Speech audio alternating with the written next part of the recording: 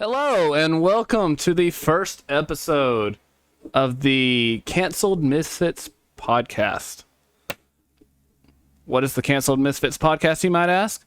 That is a group of friends, including me and some others, who just want to get together, talk about conservative ideas, and rag on each other. So today, there's only two of us. Me, Gray Bassford. About me, I'm a college student. Engineering, actually. And I'm also in the Florida National Guard, which is about the two things that define me right now. With me is Marcus Bishop. I'm going to send it over to him to tell you about himself. What's up, guys? I'm Marcus Bishop, and I actually just graduated from Florida State this past spring. I graduated with a Bachelor in Business MIS, or Management Information Systems, and I'm currently a farmer with my father. We're a family farm, and we farm cotton, corn, peanuts, and soybeans. And that's about what my life is. So, as you can see, you have absolutely no reason to listen to us on any of this, but, hopefully you will. Our credentials are tremendous. What do you mean, right? That's true. We're smarter than the average bear, right? Oh, we did go to college. We do have that college degree. That's right. Well, you do. I have just an AA. They have thousands of degrees of dollars in debt, but who cares? I've got a degree. Yes. U.S. college system for the win. So what is this show? We take current events, we figure out how we feel about them, and then we tell you about it. The hope is past events too. We can do past events, but we're not going to because that sucks. No, we definitely will reference past events. But the whole point of this is disagreement and debate. So if we do all agree on stuff, then we will artificially cause some strife. Yes, you heard that right. We'll artificially tell Marcus that he's an idiot, and that what Alexandria Ocasio-Cortez says is correct. Ha, Marcus, gotcha. Oh no! Whatever shall I do? But we may get around to calling you an idiot every now and then too. Of course, artificially. Oh, you'd probably be right. So the first topic that we're going to jump into, because we definitely want to get canceled, first episode, is the abortion ban in Texas. Now, for those of you who don't know the story, the three of you who've been living under a rock, the ban in Texas is a bit different from what you would expect. It was actually designed explicitly to not be able to be challenged in court. And the way Texas did that was to basically take the power of prosecuting abortions out of their hands and give it to private citizens. So if they know about someone who had an abortion after 6 weeks, roughly 6 weeks when the heartbeat comes, or even someone who according to NPR, even the people who provide a ride can be brought to court. The whole point of this is to make it so financially unviable for doctors, Uber drivers, for the mothers themselves. It's designed to make it so expensive for them to have an abortion that it's just better if they have the baby, which is the case anyway. Am I right? What price can you put on a human's life? Especially babies. Texas is really doing it now. Texas, I mean, I think more states should take a lead from Texas, and maybe enact more of this. If you can't tell, we both agree that abortion is murder. But for the sake of argument, what is it that Alexandria Ocasio-Cortez says? Oh, saying her name this many times is going to get infuriating. We'll just go AOC. AOC? So now you know what we mean. Apparently, this is going to disproportionately affect women of color. Although, I thought, Well, anybody I do can be a believe that is woman. correct because it would actually allow more It would women of allow color more and men black of babies color to be born. to be born. You're right. Exactly. But more than that, this was my favorite of her statements. She straight up said it will disproportionately affect people of the LGBTQI, I don't know what letters are at the end of it now, community. And I stop and think to myself, I go, hold on a second. What? Can you elaborate on that? How that will disproportionately affect members of said community? I hope you don't ask me 'cause I haven't figured it out myself yet. I mean, it doesn't quite make any sense to me. 'Cause if you're lesbian or homosexual and all that, I don't know how you have a baby to get an abortion with. Personally, I don't get it. Um, so that whole statement dumbfounds me, right? It confounds you. I don't get I'm it. confused. So let's go through the highlights of what people are saying. There's the call that this is just a man trying to impose himself on a woman's body. What do you have to say to that? Well, if it's a woman's body, shouldn't it be her choice? See, my thing is it's not a woman's. I mean, unless the baby inside is female, but then again, it's that female's choice. Last time I checked, when you're 6 weeks old in your mother's womb, I don't think you can consent to somebody crushing your head and pulling you out and splitting your limbs off to throw you in a biological waste container. But I may be wrong about that. Have you heard anything different? Investigative reporter Marcus Bishop. Well, what makes you think that just because that it has a heartbeat that it's worth it actually has an opinion? Does it have a brain to think and to have any opinions? I agree with that. I would also make the case that because of that fact, they are the most innocent among us. They can't even have impure thoughts. They can't even, want to do something wrong. Well, if they can even think about it, then how would it even affect them anyways? Well, if they can't think about what's wrong and what's right, can't even think for themselves, do they even know that they're being killed? I don't think that matters. Do you think that a 98-year-old Alzheimer dementia patient knows what's going on? Do you think if they were to legitimately lead him to a table and do a lethal injection, do you think he would know what's going on? Because I've been around them. The answer is probably not. Not when they're at that advanced stage. And so I ask, what's the difference? Are you trying to say that mental capacity is where life should be started? Is that where life gains its intrinsic value?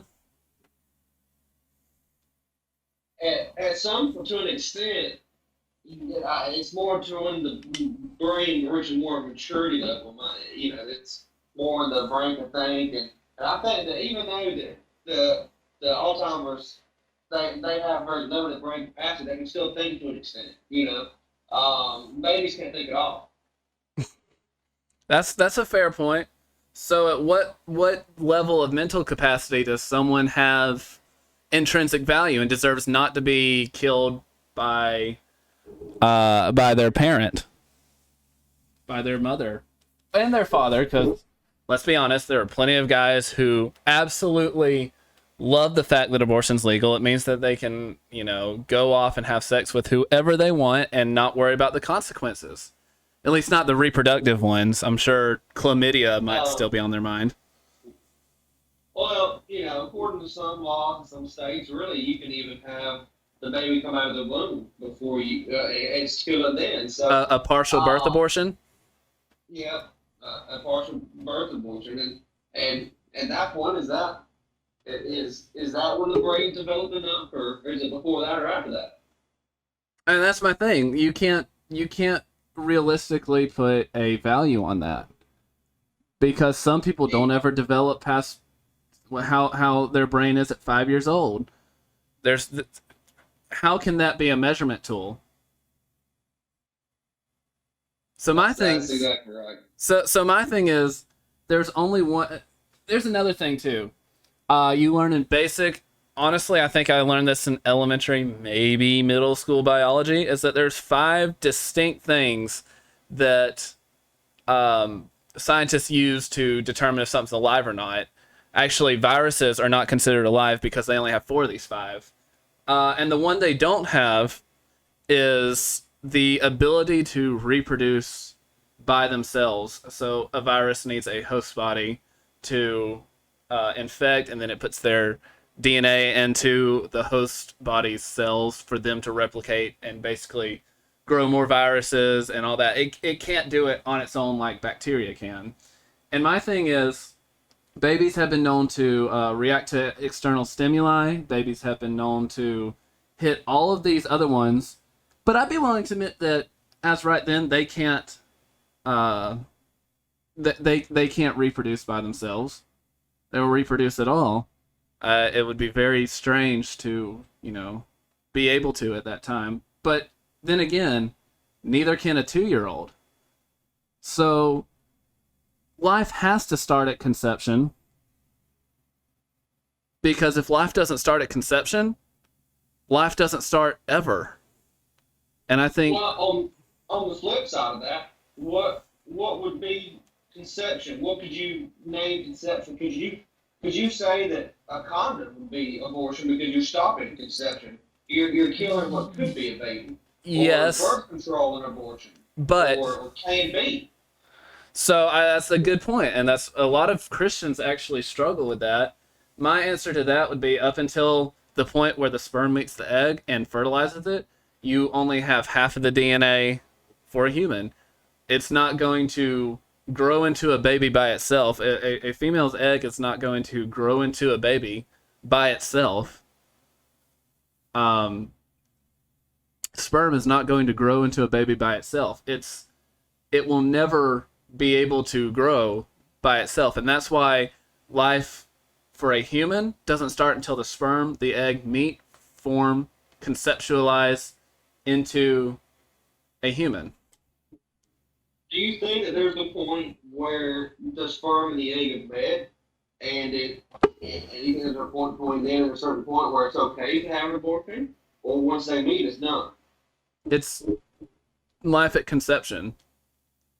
I mean, the Christian worldview or the Christian view would be, God said, "I've knitted you together in your mother's womb," which obviously refers to conception. That's why Christians believe life has intrinsic value because we're made in the image of God. He put us together. But even just from a scientific standpoint, you can't look at the science and tell me there is a genetic difference between conception and a 5-year-old. There's a lot of physical differences as the cells multiply and grow, but there's no genetic difference between those two. That one cell that's fertilized is going to split and split and split and become a zygote and split and split and split, and then a face starts to form, hands and fingers start to form, a whole human person. And that's why, drawing this back to the abortion laws in Texas, that's why I think that it's a very, very cool thing that the common person can hold mothers and fathers accountable. Hopefully mothers and fathers. I would hate for it to just be the mothers that get held accountable for this, and I think there needs to be a focused way to hold both family members accountable. Now that gets sticky when you fact that are the fathers always given the choice then? that's what I was about to say. There's got to be some sort of sticky way to do it. One way to do it, I guess, would be that a father signs something that says, "I do not give you consent to." What's that? Well, we all know that there's guys out there that, like you said, all they want to do is have the enjoyment with no risk, And if they figure out that the person they fool with is pregnant and they will push an abortion, that the woman may not have wanted in the first place. But other than that, how many cases of abortion do you see that that the woman herself decides about the father. I 100% agree with you. I've met guys like this. I actually know someone who had this happen to him twice, I believe, which is terrible. And there has to be some legal way to, if you were to implement a accountability for both the male and the female in this, there would have to be some way for the guy to say, legally say, hey, I do not agree with this. I don't want any. I would raise the baby if she would let me. And it's gotta. That's tough because some people would use that as a way to get out of jail free, even though they don't believe it. And so there's a lot of thought. It's not something I thought of until sitting right here. And that's a great way to run a podcast. But That's exactly right. That might be something we have to talk about in the future when we've thought about it some more and done some more research. I agree. That's something that we need to revisit. Well, then another thing that we may want to look at in the future is if the father doesn't have any say in the abortion, then why does the mother have any say as to whether or not the father should have to pay child support for the child? Nowadays the father has theoretically zero say in abortion. The mother wants to get it. It doesn't matter if the father says no or not. She's going to get it. So why is it that the father can't say no to an abortion, but is forced to pay child support? That's a very good question. I think all this is predicated on the fact that that males and females should be accountable to their children. So even if you're split, you still are accountable to that child. You still both have a responsibility to raise that child, to provide for that child. That being said, I don't know. I don't have a good answer for you right now. Again, it's one of those things I'll have to come back to. But the way you put it seems pretty fair. What's your own argument against it, I might ask? Well, first of all, come in next week. We can talk about this more in depth. but We've already started going off on tangents. Yay! That's right. This may be longer than we thought. This may be longer than we thought. So buckle up, guys. We're just getting started. We might have to nix the last 2 or 3 sections at this point. We may have to just wait.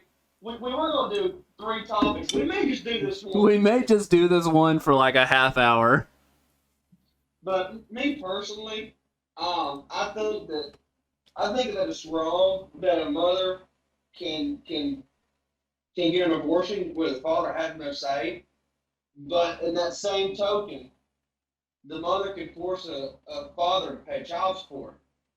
I think it's wrong that the father can't have that say, but can be forced otherwise.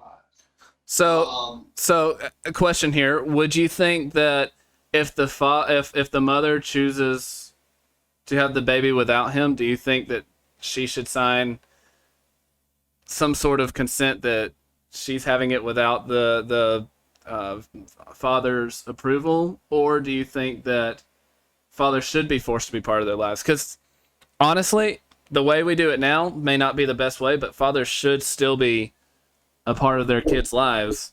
I mean, they are their responsibility. I think it would be wrong to hang the mother up high and dry like that. Oh, absolutely.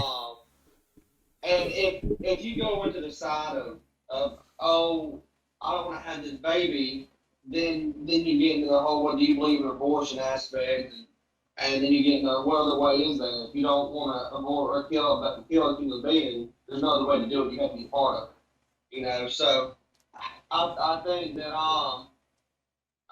that if the mother wants to be a single mother, and I think if the father wants to try to be in the child's life, but the mother wants to be a single mother and take care of the child by herself, then I think that there could be something where something's signed that says I do want to take care of this child by myself. And that's the case, then the father, if he decides to let the mother do it, shouldn't have to do anything because the mother want to do it by herself. But I think that if the father doesn't want to do it, but the mother wants him to help, but he just refuses to, he needs to be forced to pay child support. But the only way, I think the only way a father should not pay child support or spend time with his child equally is if the mother says, I want to be a single mother, I want him to be in the child's life, and she signs a waiver. But in my opinion, you can't say I want to be a part of my child's life and ask for his money. I would say caveat to that would being if the father is like a murderer, druggist, someone who's incapable of caring for their child. Like, it sucks that he's not there, but maybe at that point you lose rights to your child. Now, here's another question for you. At least temporarily. Let me qualify that last statement. Here's another question for you. And it flew out of my head like a bird. Yay. Don't you love when that happens? Just start talking and I'll remember it. Oh, here it is. Do you think that a mother should be able to unilaterally abort her baby, even if the father says, I will raise him by herself, we won't bother her anymore? If the father wants the baby and the mother doesn't, do you think that the mother should have to go through the pregnancy period and give birth to the baby? Hinged on the fact that we both believe that, killing a fetus is, killing a viable human being. Killing a human being is murder. But giving that we both agree to that, what's your thoughts on that? I don't believe in abortion in the first place. Right. If the father says, but being a realist, I think that it takes two to tango. And I think that if you're going to have, unsafe, unprotected subs, that I think that you need to be willing. Suggs? Did you say Suggs? Suggs? Well, this is not going on TikTok. Well, we're talking about a subject that it's hard to not involve that. That's true. But you can say the word. You can say sex. It's a 3-letter word. You're intelligent enough to say it. Well, I said it. But if you're willing to partake in the unprotected and the unsafe category of unprotected sex, then you need to be willing to accept the consequences that can follow. Okay, so let me ask this question in a little bit better way, because I don't think I asked the question very well. I kind of asked it in a moral vacuum. So with the law of the land for most of the continental United States, or most of the United States, is that abortions are legal. Do you think that the father should have a right to say, hey, I know you want to abort our kid, but I want to raise him? Do you think that women should still have the ability to be like, nope, and then go murder their child? Yes, we're getting canceled today. I think it's wrong because if the father wants to raise the child, then I think that he should be given the right to raise the child that he held in baby. But Marcus, the father doesn't have to carry the baby for 9 months and have morning sickness and go through all the health risk associated with that. Why is it fair that he should choose that he still wants to raise the kid? Morning sickness and the pain, it does suck, but if you're not prepared to go through that, then why are you partaking in unprotected sex? I'm glad you're my friend, because I had the same thought. I was just hoping you would get there for that. I mean, it's like if you jump off of a bridge and there's water, but you don't know how much water that is there. There's a chance you die, and there's a chance that the water doesn't kill you. So if you jump off a bridge blindly without knowing anything, you should know that there's a risk that you die and a risk that you live. There's risk that goes with every situation. You know that when you drive down the road, there's a risk you get into an accident, and a risk that you get seriously injured, or your car gets totaled, or you get in a wreck and you die. But we still take those risks that come along with driving or jumping off a bridge, and it's the same for unprotected sex. That's the risk that comes with it. You know, I love that answer. It's a great answer. And I'm going to use that as an unabashed segue into our next topic. So, with the risks associated with living, because every time we get into a car, we are we are taking the chance that we're going to get mangled and horribly, brutally balled up in an accident, which happens to lots of people every year. I'm sure every one of us has seen a terrible, terrible accident where you look at it and goes, "They didn't make it out of that." Happens. Well, today's 9th anniversary of Teddy Bone. Yes, it is. So for those of you who aren't listening, you want to talk about this? You know more about it than I do. I just know of it. I didn't know them very personally, as you and Lee may have. So for those of y'all who don't know about this, 10 years ago? I think it was 9. 9 years ago. Yeah. 9 years ago. Yeah, because I was a sophomore. We had 3 students at our high school who were driving down the road and then wrapped their car around a tree. None of them made it. None of them even made it to the hospital, if I remember correctly. It was. I'm getting chills just thinking about it now because I remember the day after that. It was one of the worst days I've ever had, and I wasn't particularly close to them. But yeah, it was really sad. 2 16-year-olds and a 15-year-old.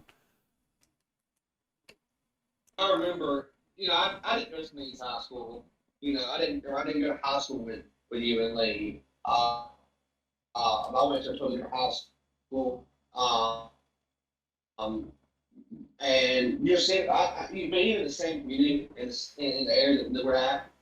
It affected us all, even people that didn't know it all. Oh yeah. And we all came together as a community, really. And I think that's what was so special about that. And unfortunately, it feels like almost every year there's an accident like that where somebody died brutally. Yeah, this is a tangent, and I'd have to look up the numbers, but Jackson County is like the third per capita, has the third highest teen driving death rate in the country, if I'm not mistaken. But I say that usually at least one a year. At least one a year, and it's terrible every time. And it doesn't matter if you know them or if you didn't know them at all. Mm-hmm. It feels like it hits you like a brick wall every time it happens. So the reason we got sidetracked on this is to say that we all bear risk for living. None of us are going to make it out alive. Some of us are going to die. In fact, some scientists have calculated that if you were immortal but not invincible, the maximum you could live without having a deathly accident is like 9,000 years or something, which seemed high to me, and it's not really important to the point. What is the fact that Joe Biden has instructed the Department of Labor through OSHA to write a rule mandating that every employee of a company that has more than 100 employees has to be vaccinated by a certain date or weekly tested every week, tested every week, or pay about a $13,600 fine. I'm gonna say straight up, this is tyrannical government at its worst. And I'm not a fan. I'm not vaccinated. I say that proudly, even though if I can't get an exemption, I probably will be soon, unfortunately. Not even due to this rule, but due to military adopting it, which I'm not a fan of either, but I'm not going to talk about that here. Because it's one thing to get canceled on here, and it's another thing to get canceled at my National Guard job. But... Marcus, before we dive into this, what do you think of this mandate? Well, I do believe that the choice should be yours, and I do believe that you should have the ability to choose for yourself. But on the same token, As far as it being tyrannical and being mandatory, I believe we can't. With this current government, I believe they can very easily turn that way with things. But it took the first thing the government mandates. It's like in I think fifth grade, you're forced to get a tetanus shot, or you can't go to school anymore. Well, It's the first thing that would be mandatory if it becomes fully mandatory for everybody. So this isn't the first thing that's ever been mandatory for everybody. Really, but I personally believe that it should be influenced. Um, so I'm looking it up right now, but I believe, and this goes to your case in point about vaccines beforehand. But something like since the coronavirus outbreak started last year, only like less than 400, like 380 kids have died, which is terrible, of course, by all means. But that's out of a test case, not a test case, but a population of 73 million people under the age of 18, and 380 of them have died. Again, awful, but a statistical anomaly. So, with them mandating vaccines for people as young as 12 in schools, don't you think that it's a little crazy that we have this very untested? I mean, the Pfizer did get the FDA approval, but then so did what's just one thing you can think of in the past 5 years that have a general recall? What is it, Johnson & Johnson baby powder for having like asbestos or something in it? Not asbestos, but you know what I'm saying. Everything that's been recalled that you see all the time is has been FDA tested. I'm still looking. Even the Tyson chicken tenders that we all enjoyed as kids got a recall. The Tyson, really? You don't remember that? I do not remember that. Do tell more. I forget exactly when it happened, but they found something in the chicken tenders, and I was like, honestly, I don't even eat them anymore. But it made me so upset because I was like, I ate those as a kid. Those were so good. What in the world did they do wrong? And they're killing you. Not that I don't even eat them anymore. It just memories themselves were like, why? But I have to look it up. And then me being in the position I'm at with the iPad on the tractor. Yeah, I can't look it up right now, so but I couldn't tell you. I say this to go back to your earlier point about kids having to be mandated vaccines and to go to school. And every one of those vaccines, the flu, rubella, Hep A, Hep B, every single one of them causes a significant chickenpox. Chickenpox doesn't, but it does to adults. But all of these that they mandate to go to school are actual kid killers. Like, before vaccines came about, and this is why we're not anti-vax, by the way. Before vaccines came out, families would lose one or two. That's why they had so many kids, is because they had to keep pumping them out because 2 or 3 of them were going to die. Especially if you didn't have the money to take them to the little bit of medical care that was available back then. So, like, once these vaccines came out, the polio vaccine, it saved millions of children's lives. You contrast that against the coronavirus that has killed less than 380, less than 400 children in a year and a half. All of which, by a Johns Hopkins study,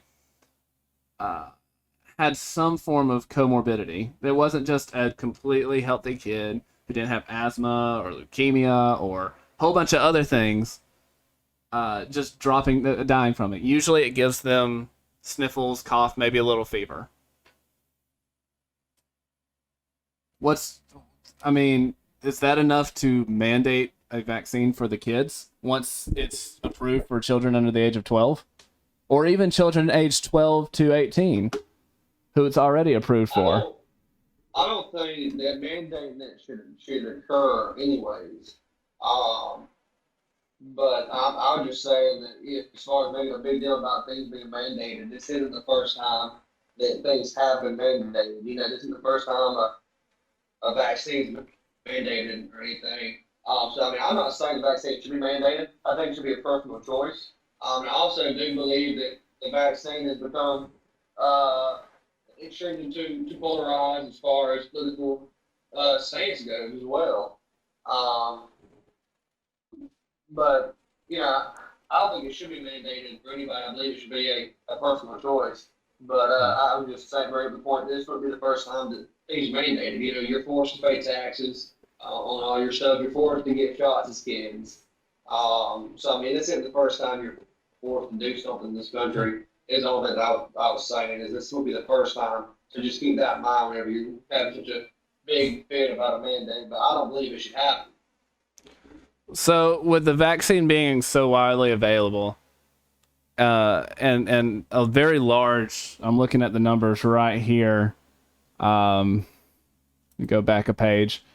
Let's see, 12 and up, 74% of people have 74% of people have at least one dose, 63% have two doses, 65 and up, that goes to 93 for at least one dose, and 83% fully vaccinated.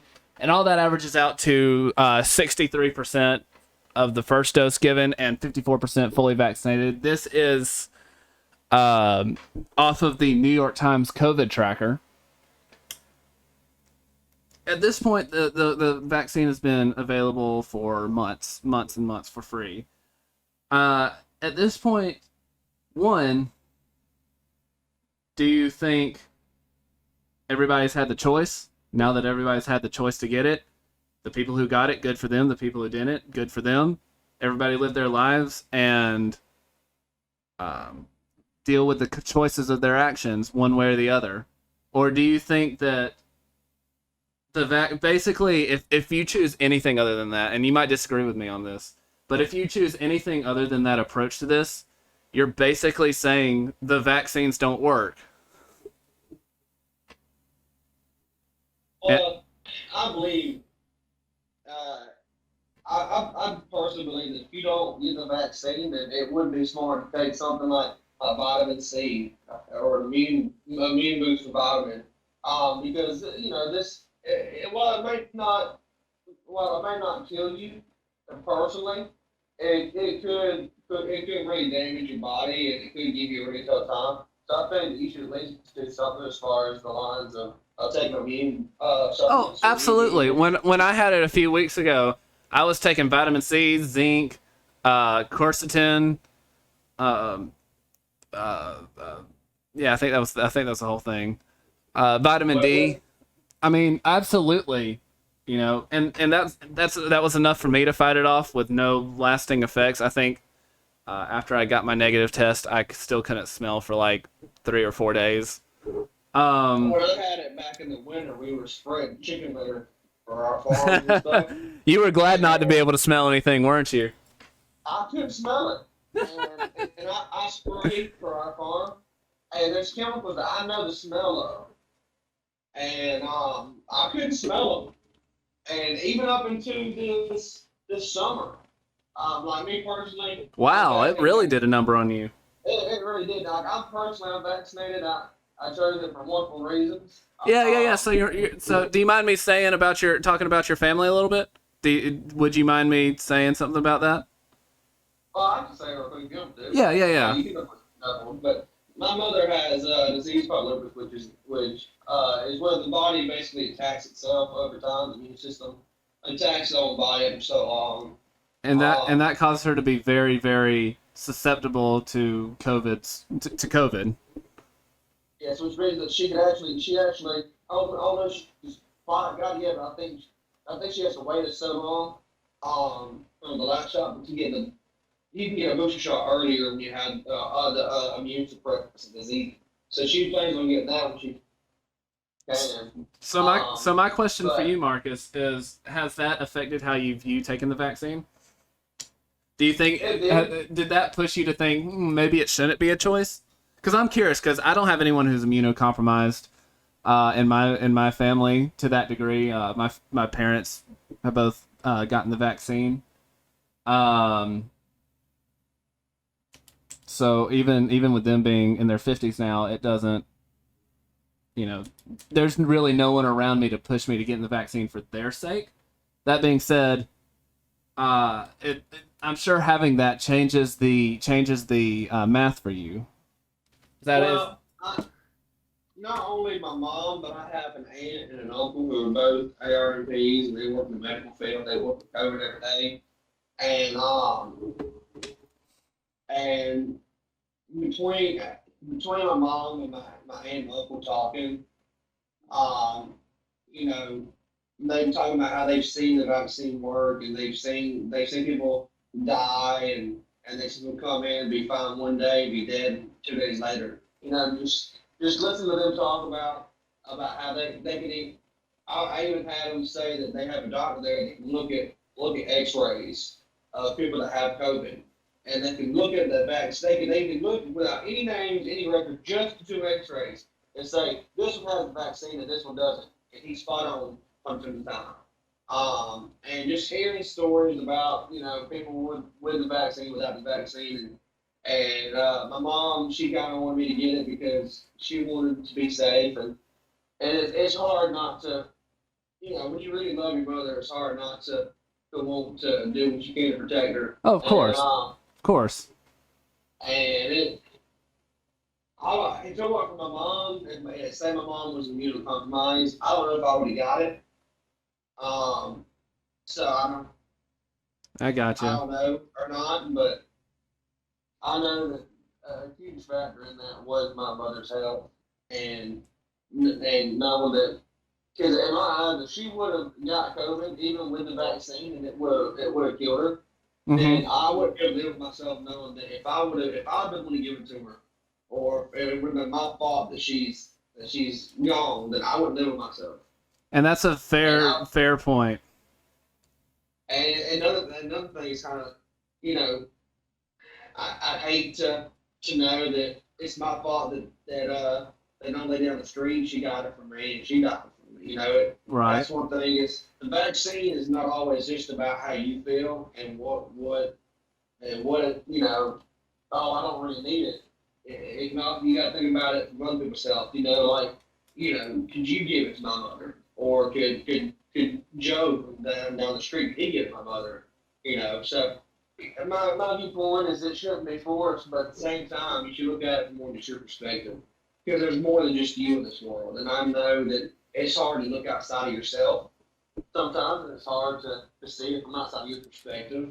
And I know that the death rate is the highest in the world. I know that it's not always alarming how the death rates are always alarming, but there's people out there that can lose mothers and fathers and grandparents and children from the disease.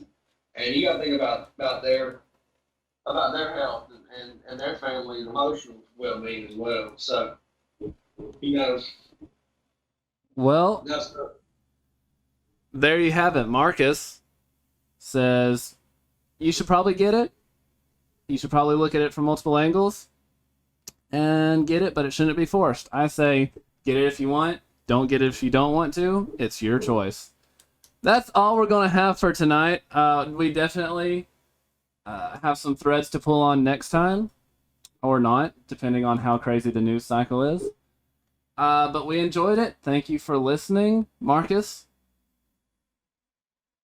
say goodbye. This was a blast. I think this was a blast, and also publicly saying that everything that we said, some of it we meant, some of it was just us playing the devil's advocate. Yes. So everything that we meant was completely what we mean. This is just more of an informative podcast. If we sounded like a liberal talking, that's probably not our viewpoint. Just wink, wink. That's probably the devil's advocate right there. Yes. So just take in mind on everything we say is exactly what we feel.